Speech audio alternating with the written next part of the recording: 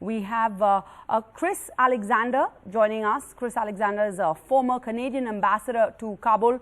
Chris Alexander, India's foreign minister, had warned of this. Just a few days ago, he was speaking at the UN on the 19th.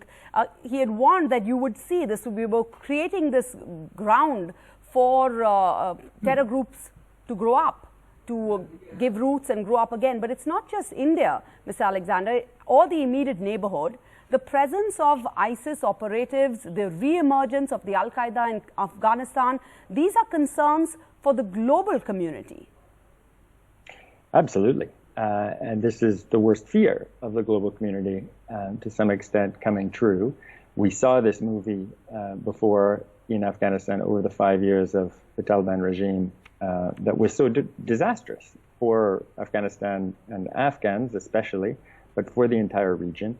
And we saw the country become a platform for projecting global jihad in different forms, mostly at that time through Al-Qaeda, to every part of the world. Remember, Al-Qaeda launched major attacks on 3 continents, not just the 9/11 attacks, but Asia, Europe, the Americas felt the brunt of that very hard-hitting those very hard-hitting terrorist tactics over years. But I do think we need clarity now. Islamic State in Khorasan exists. Yes, they do fight the Taliban. They have even fought other groups on Afghan soil.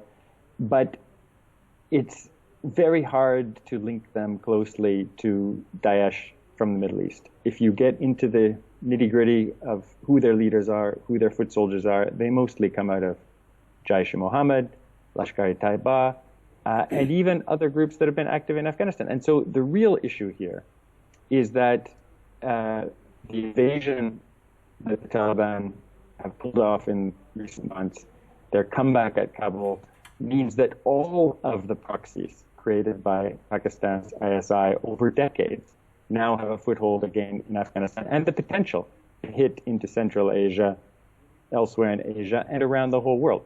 And that's why we cannot play games backing one group against the other, making the mistakes that the US and others made for 2 decades of hoping that one of these groups would clean up its act and eliminate the others. That hasn't worked because they work for one boss and one sponsor, and that sponsor's agenda is strategic depth and global jihad. They have enjoyed impunity because they haven't been held to basic standards of international behavior. They have organized and orchestrated this invasion of Afghanistan, and they should face the consequences, which ought to be sanctions. Not just sanctions for sponsoring terrorist groups, some of which are already listed by the UN, but sanctions for an act of aggression committed on a large scale against a neighboring country. Acts of aggression are illegal, and they're very serious threats to international peace and security under the UN Charter. When Putin invaded Ukraine, the world acted. This is even worse, and the world should act. And this is what India has been saying at all international fora, especially at the UN, crying itself hoarse over the past few years. Major General Sanjay Mesan, the scenario New Delhi feared the most seems to be unfolding. You see the Taliban's victory in emboldening terrorist organizations in neighboring Pakistan. Yeah, sorry, could you repeat? Actually, I can't see the screen. I can only hear you. Sorry for that. We had Ambassador Alexander pointing out the reality is that all of these connections eventually go to neighboring Pakistan. And this is what India's fear has been over the last few months, over the past few years as the pullout has been happening. And this is what India has been trying to get the US to understand. And the US's hasty pullout has all of India's fears coming true now on the ground. Yeah, absolutely true. The fact of the matter is that all these terrorist groups have their origin in Pakistan. There is just simply no doubts about it. ISK was again created in 2015, and majority of the recruits are the Pashtuns from both sides of the Durrandine. So this is a reality, and I would further elaborate that all these terrorist groups who are operating in Afghanistan, whether it is Taliban, whether it is Haqqani, whether it is ISK, whether it is Al-Qaeda, anyone, so many groups which are terrorist groups which are operating against India, They have all their origins in Pakistan, and therefore, they are the branches of the same tree. That is the essence of it. And that is what the whole world needs to understand, because rather than focusing constantly on Afghanistan, we need to focus on Pakistan. Because if the roots are cut off or if the roots are dried up, the branches themselves will wither away. So our focus needs to be there. And the situation is so critical that, there is lust for power. Everyone is vying for power over there. There is a big dispute even within Taliban. There are about 20 to 24 splinter groups. Then, of course, Haqqani is there. And more so, the Kandhari Taliban, which is based there. The differences between Haqqani, which of course is in the Paktiya and Paktika province, and now so-called ISK. There are a large number of groups, and they will be a deterrent to each other. They will not allow each other to progress, and therefore, the formation of so-called inclusive government, which they are talking about since many days now, it is, I think, more than 10 days, nothing seems to be happening on ground. So this rivalry will continue, and I foresee a very unstable Afghanistan. And I also foresee that a lot of camps from Pakistan, the training camps, will now start being relocated to the Afghan territory, so that the blame keeps coming on Afghanistan.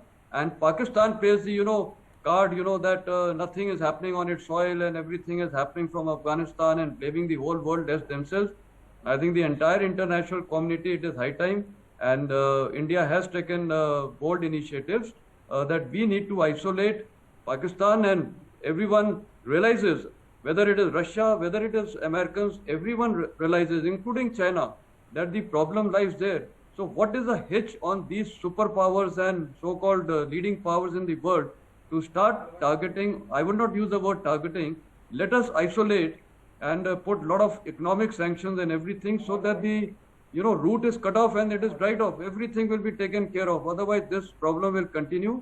This area Pac region will be a volatile region. It is going to hit the West. It is going to hit the US. It is also going to be detrimental to Russia and maybe even to China. And of course to India, it will be there. So the solution, I think, lies there. Thank you. Okay. But Professor Shah, we have Professor Akhil Shah, professor and visiting scholar at the Carnegie Endowment for International Peace in DC.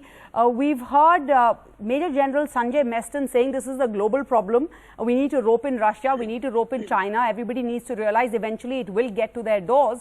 But the fact is that the reality is that doesn't seem like it's going to happen, because as of now, the Taliban is not going to be looking to the West for anything. All eyes are fixed on China and Russia, who are already forming a security coalition in the region. And in fact, some could even argue that this vacuum created by the US's pullout actually emboldens the Taliban or other groups on the ground to give them an edge even while talking to these regional superpowers who all have their own vested interests first in Afghanistan. Well, my fear is the Taliban are now becoming the good guys. The blast at the the blasts at the airport have, it seems, convinced many in the United States, in the policy community, in the media, that yes, the Taliban may be unpalatable, yes, they may be bad actors, but there's a bigger threat of global jihad. And since the Taliban are focused on Afghanistan, what we need to worry about is this pan-Islamic ISIS-K, and that would obviously put Pakistan in a kind of strategic position to kind of leverage its influence over the Taliban. And Pakistan's military, I wouldn't say Pakistan, it's a country of 230 million people, but the Pakistani military establishment and its intelligence apparatus has been trying very hard to convince the international community that you should engage the Taliban with this kind of, the fiction of an inclusive government in Afghanistan. I mean, power sharing with the Taliban. The Taliban don't know what the word power sharing means. The power sharing is a democratic concept. They have already indicated that the only power they're going to share is with maybe friends in the Haqqani network. So it's really an alarming situation. And, in all of this, the suffering, the pain, the fear of the Afghan people will once again become, unfortunately, my fear is, will become secondary to America's and other, global powers concerned about fighting the new bad guys, the ISIS and, offshoots of the Taliban, but not the Taliban themselves. Meanwhile, this whole quagmire, the way everything played out over the last few weeks, that has already affected the U.S. President Biden's approval ratings there in Washington, where you are? Yes, I mean, his opponents in the Republican Party, but also voices within the Democratic Party and the Democratic establishment are criticizing for, some are calling it his, his Carter moment, and that he is really on a kind of weak wicket, as we would say in, cricket terminology right now. And obviously, the blame lies not just with, of course, this was set up by the Trump administration through a surrender agreement with the Taliban. But Biden obviously executed it and accelerated it. So there is criticism, of Biden. I think his public approval rating is getting a hit precisely because of the fiasco that is being, broadcast on American televisions and the news media, and the carnage that we see. And, Afghan lives may not matter too much to Americans, but American lives matter. And so the death of 13 Marines and American troops has definitely has become a serious concern for the Biden's foreign policy team. Mursal Nurzai, an activist and deputy chair lady in the Jung Union CSU in Germany, it's not just Biden's ratings within America. While the US's desire to extract itself from this Afghan quagmire is understandable, the hasty pullout has really exposed the EU countries and NATO, correct? I mean, they've been blindsided by this move, and they're the countries who are now going to have to deal with refugees. It'll be particularly France and Germany, where you are, who are going to have to dig deep in their pockets and pick up the tab for the refugees. What's the mood? What does this mean for the US's standing, globally in the EU and among NATO countries? Well, I think at this point of time, no one is going to accept the mistakes that they have made and, the collaboration that they have said yes to the U.S. And it was basically a U.S. war where the NATO help and all the European countries help with them, right? So no one is going to say, well, U.S. made a mistake, because the U.S. itself is not saying that they have made a mistake. True. They're just saying that, we have made a decision. Well, Mr. Donald Trump might have signed the agreement, but Mr. Joe Biden didn't have to carry the decisions that Trump has made, right? So he could have literally dropped the decision being made by the Trump administration and dealt with this situation differently. Now, I think Mr. Shah has mentioned, if I'm not mistaken, the name, Professor Shah has mentioned that yesterday when we were listening to Taliban is collaborating with the U.S. to make sure that the Islamic State K will not hurt people anymore. And it was like, suddenly we are making Taliban look like a good cop. So I think, and to my understanding, and not only to my understanding, and I want to be the voice of hundreds and millions of Afghans suffering from the current situation, we as Afghans, we do not believe that this is something just came out of the blue. There was a statement from the Taliban spokesperson that there will be consequences if they will speak about extending the 31st of August evacuation date. So there is a strong belief that this incident happening yesterday, this has happened because of showing that how much power they have and what can happen if there will be talks on extending the evacuation.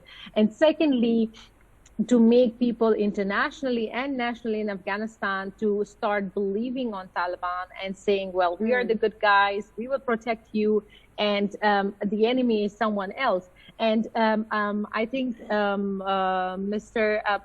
your colleague from Delhi, sorry, I cannot see the name, it's written very small. We need to see this, and this is what I was speaking yesterday. Like this, we need to see where the core is, where Taliban are coming from, where the extremist groups are coming from, and how to stop them, because this has nothing to do with Afghanistan. Afghanistan is the enemy of its geography. It's so easy to protect all kind of Islamic, protect all kind of or cover up all kind of extremist activities, because you can hide easily in Afghanistan, in the mountains, between the mountains somewhere, and it's so hard for people to catch you. So Afghanistan will be used as the land of Afghanistan will be used as a place where terrorism will take place, where Pakistan or any other organization involved with supporting and giving resources to Taliban or to any extremist groups will be using Afghanistan for this matter, and at the cost of the blood of Afghans, at the cost of the women of Afghan, and at the cost of children of Afghanistan. So this is something which is being played extremely poorly. This was one of the extremely bad, and I do not have even word to express my anger and the anger of millions of people who have suffered. The decision was completely taken one-sided and has not been taken and considered about the lives of the people who will be dying. And out of the blue yesterday, all the news channels, apart from some, were all talking about the 30 military people died. And of course, my heart, it's heart-wrenching. It's very painful. There were also people, they were also human beings, and they had also families. But out of all of a sudden now, people were talking about the 13 people, where we were saying while from we the have very 90 first at day, least who have and we were saying, all the Afghans were saying from the first day that this will happen. This will happen. It will cost the life of people. But I understand your frustration, but I think, I'd like to try and end on a positive note. We have Khalid Noor. He's a member. He has been a member of the peace negotiating team joining us. Khalid, can we say you're I think all of 20, or you're in your 20s, mid-20s, late 20s, 30% of Afghanistan now is said to be the youth, and we're getting reports that the Taliban are facing opposition on the ground, reflecting that not all are prepared to accept the Taliban rule. Now, it's going to be easier said than done, or at least there will be some opposition. Thank you very much, Sarah. Well, it is very obvious that the new generation of Afghanistan will not accept something that is being imposed on them by force. So it is very clear. There is a new generation post-2001, and they form majority of the country. We have been telling the Taliban during our negotiations, and we have told our international allies as well, that if you think that Taliban can take over the government by force, and that will end the history, then that will be the end of everything, and everything will be all right after that, you're making mistakes. Because we, on the other side, we have been very clear. First, we have said that we want an inclusive government. But what do we mean by inclusive government? Our definition is first. Taliban says that, okay, we will have the power, then we will give some or a little bit to others. That is unacceptable for us. Okay. Every ethnicity, every Afghan should feel that they are in power, should feel that they are involved in the decision-making of the country. We do not want one to be the owner of the power, to own the power, and the rest becomes guests of power. So that's very important. And the second thing, we have said that we don't just want to be part of the power, or just power sharing is not the solution. We have a vision for the country. Election is one of the most important things that generation... That seems to be a far reality right now. Apologies, Khalid Noor, I had to cut you off there. We're completely out of time. Whether there will be elections, whether it will be democratic, whether people of Afghanistan will have a say in this seems to be problems that are out on the horizon. For now, a reality check on where Afghanistan and the security situation in Afghanistan before you on the show. Thank you all our guests for joining us. That's it on Reality Check. Bye-bye.